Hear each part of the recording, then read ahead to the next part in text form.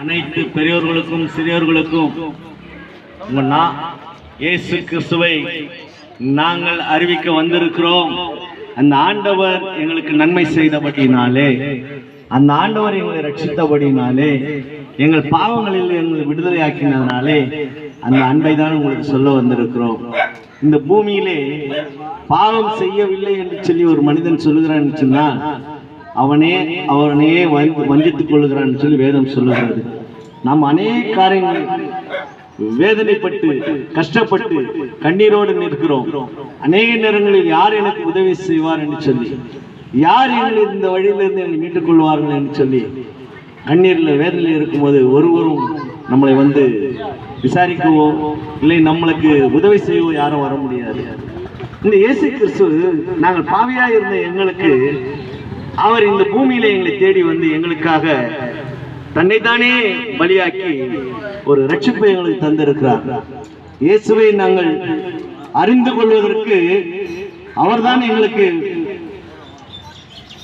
பலியானதை நாங்கள் அறிந்து எங்களுக்கு எப்படியா இந்த சுவிசேஷங்களிலே சொல்லும் போது அதை கேட்டு அதன்படி எங்களை நாங்கள் செவிசாய்த்த போது எங்களுக்கு ஒரு விடுதலை. பேசிக்கொண்டிருக்கிற நான் இந்த உலக பிரகாரமா இருக்கிற காரியங்களிலே அநேக வேதனையினாலும் அநேக கஷ்டங்களினாலும் கண்ணீரினாலும் நான் ஏற்கனவே பேருக்கு கிறிஸ்தவனாக இருந்து இந்த ஆண்டவரை அறியாதபடியினாலே பாவம் என்று சொன்னால் என்னன்னு சொல்லாம நாங்கள் இந்த பாவத்துக்குள்ளே கடந்து போனோம். எப்படி பாவம் என்று சொல்லுகிறோம் சொன்னால், நான் போதை வஸ்துகளுக்கு அடிமையாகி குடிக்கு அடிமைப்பட்டு பைத்தியக்காரனாய் போனேன். ராஜீவ்காந்தி மருத்துவமனையில நான் மாத்திரை எடுத்து மனநல மாத்திரை எடுத்து சாப்பிட்டு கொண்டு இருந்தேன். இதுல இருந்து எனக்கு ஒரு விடுதலை கிடைக்குமா, இதுல எனக்கு யாரும் விடுதலை தருவா என்று சொல்லி ஏங்கி நின்ற நாட்கள் உண்டு. மனநலம் பாதிக்கப்பட்டவர்கள் சொன்னா அவங்களுக்கு அனைவருக்கும் தெரிந்திருக்கலாம். அவன் பைத்தியக்காரன் என்று சொல்வார்கள்.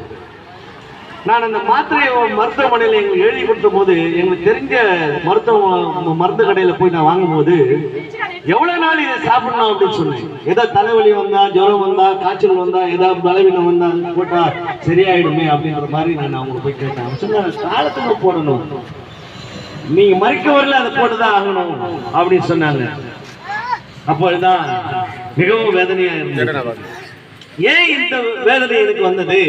பாவத்துல நான் சுழந்தபடினாலே, இந்த பாவத்துல இந்த குடிக்கு அடிமைப்பட்டபடினாலே, இந்த குடியிலிருந்து என்னை விடுதலையாக்க முடியாதபடி இந்த குடியில நான் மாட்டி சிக்கி தவிக்கும் போது எனக்கு ஒருவரும் இல்லை. இந்த இயேசுவை பற்றி எங்களுக்கு அறிவித்தார்கள்.